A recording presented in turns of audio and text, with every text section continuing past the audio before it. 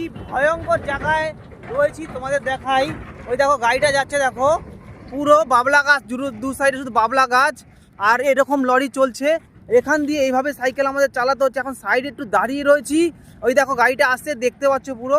আর রাস্তাটা খুব একটা চওড়া নয়, তাই এরকম সমস্যার সম্মুখীন হয়ে এখন আমরা যাচ্ছি কেদারনাথ। তা বন্ধুরা, আমার বাঙালি বন্ধুরা, আমার বাংলার বন্ধুরা, তোমরা কি ঘরে বসে এই বাংলার নদিয়ার ছেলেকে কি সাপোর্ট করতে পারবো না বন্ধুরা? তা বন্ধুরা, আমরা কোনো খারাপ কাজ তো করছি না বন্ধুরা।